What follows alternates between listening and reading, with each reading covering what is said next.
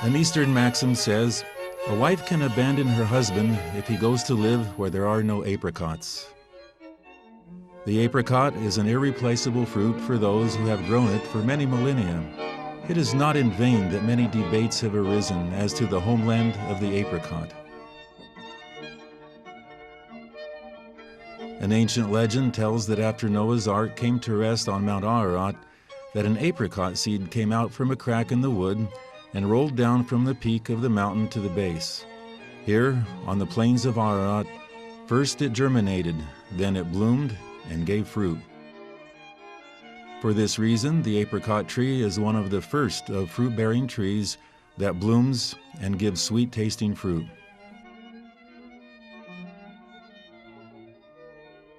As a fruit, the apricot appeared in China 4,000 years ago. It is noted in historical records that the apricot was the favorite fruit of Emperor Chezhou, and that General Chang Qian brought the apricot to Central Asia in the 1st century before Christ.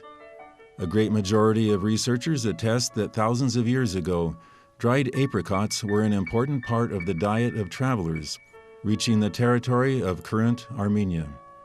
Today, in several nations of the Caucasus and Central Asia, as well as in Armenia, it is accepted to dry the fruit of apricots along with their pits.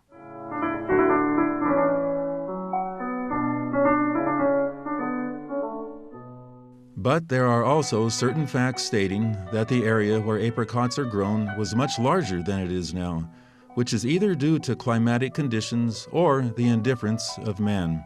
Isn't it the case that the apricot tree is drought-resistant and sun-loving, yet doesn't tolerate the presence of other kinds of trees, the shadows and dampness existing in forests, and is harmed by fungal diseases?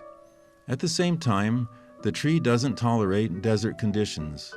For this reason, the apricot has been maintained only in more favorable places. In the 4th century BC, Alexander the Macedonian, returning to Greece from one of his campaigns, brought samples of a fruit from Armenia, naming it Armenian apple, or Prunus Armeniaca. But in the 1st century BC, after capturing the second Armenian capital city of Ardashir, the Roman strategist Lucullus took with him apricot trees, which would later be named Armenian plum or Prunus Armeniaca.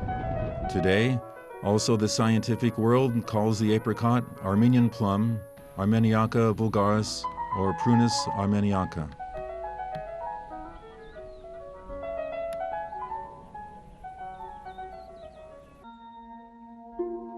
And perhaps it isn't important which is the homeland of the apricot.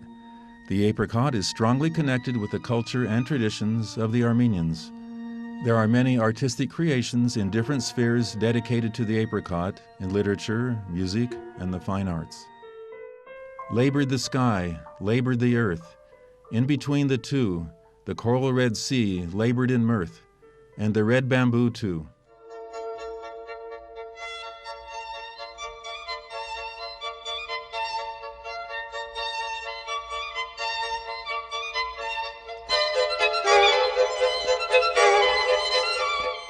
You know that the tree of life has many versions.